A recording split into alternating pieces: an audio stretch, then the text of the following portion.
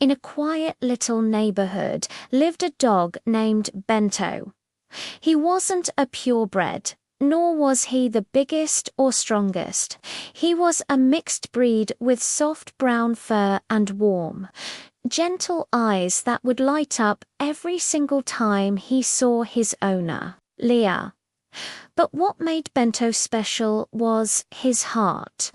A heart so big and full of love, it seemed almost too large for his small body. Their story began on a stormy night. Leah was walking home when she heard a faint, desperate whimpering from under a broken bridge. There, shivering and covered in mud, was a tiny puppy. He was so cold and weak, he couldn't even bark. Leah's heart broke. She gently scooped him up, wrapped him in her warm jacket, and whispered a promise into his tiny ear. "You're safe now. I'll never leave you." And she never did. For years, Bento's life was pure joy. Every morning, he'd be at the gate, his tail a blur of happiness as Leah stepped out. He was her shadow, her constant companion. He'd walk her to school, wait patiently under the shade of a big mango tree, and then trot right beside her on the way home.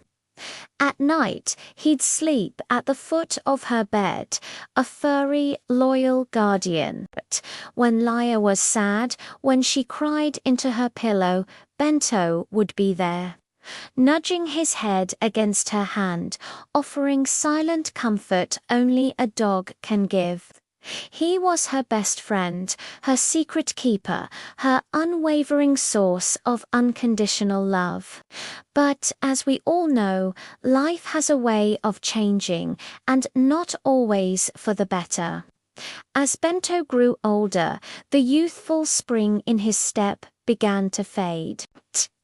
He started to slow down. The energetic dashes to the gate became slow, deliberate walks. One afternoon, a speeding motorcycle clipped him as he was trying to chase some stray dogs away from their yard. It wasn't a terrible accident, but it left him with a permanent limp, a constant reminder of his aging body. The injury healed, but the limp remained, a shadow of the spry dog he once was. Then the sickness came. It started subtly. Some days, Bento wouldn't touch his food. Other days, he'd just lie on the cool tiles of the floor, his breathing shallow and faint. The brilliant sparkle in his eyes, the one that used to mirror Leah's smile, was replaced by a deep, weary exhaustion.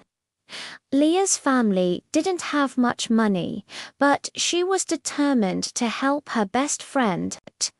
She saved every single coin she could find. She gave up her afternoon snacks, did chores for neighbors, and took on any odd job she could, all to afford a visit to the vet. She watched her heart pounding as the vet gently examined Bento after what felt like an eternity. The vet looked up, his expression full of sorrow. He took a deep breath and said the words that would shatter Leah's world. "I'm so sorry, but Bento's heart is failing. He might not have much time left." The words hit Leah like a physical blow. The world seemed to stop. From that day forward, every moment with Bento became infinitely precious. She cherished every second. She would hand-feed him his favorite meals, speaking to him in soft, gentle whispers.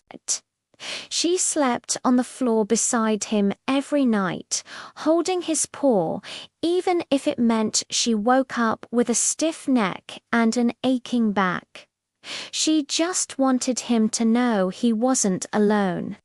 One evening, the sky opened up and rain began to pour. A heavy, relentless downpour, just like the night she had first found him so many years ago. Bento, now incredibly frail, struggled to lift his head. He managed to nudge Leah's hand with his wet nose, a weak gesture asking her to come closer. His breathing was slow, so slow. His eyes were tired, filled with a deep weariness, but underneath it all, there was a sense of peace. Laia knelt beside him, her tears mixing with the fur on his face. She held his head in her hands and whispered through her trembling voice, "Thank you, Bento. Thank you for loving me so much. If you're tired, it's okay. You can rest now." With a final ounce of strength, Bento licked her hand one last time. His tail gave a tiny, almost imperceptible wag, and then he closed his eyes. The room fell into a deep, painful silence. Laia cried until she had no more tears left to cry. She held him tightly all through the night, unwilling to let go of the warm, furry body that had given her a lifetime of devotion. But what Laia couldn't see, what no one in that sad little room could see, was what happened next. For Bento, the world around him didn't go dark. Instead, it grew warm and soft, bathed in a gentle, brilliant light. He opened his eyes, and to his surprise, he was standing. Not just standing, but standing strong. The limp was gone. The weakness had vanished. His fur, once dull and patchy, now glowed with a healthy sheen. His body felt light, young, and completely free of pain. Ahead of him stretched a vast golden field, dotted with flowers of every color swaying in a gentle breeze. Birds sang a beautiful, cheerful melody, and just beyond the field he saw it, a shimmering, pearlescent gate.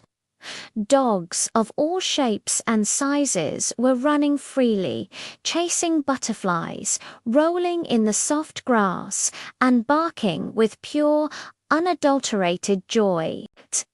He saw old dogs who were young and vibrant again. He saw injured dogs who were now whole and strong.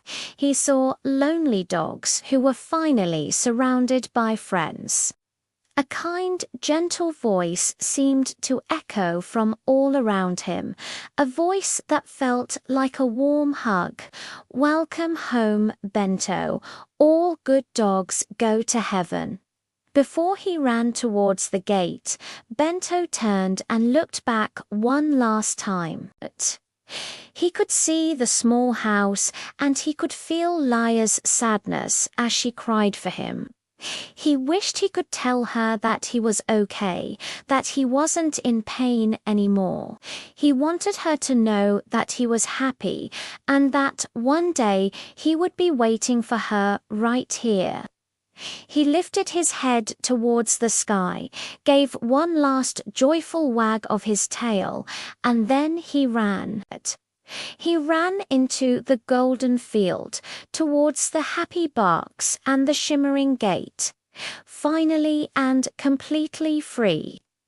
The love we get from our dogs is one of the purest things in this world.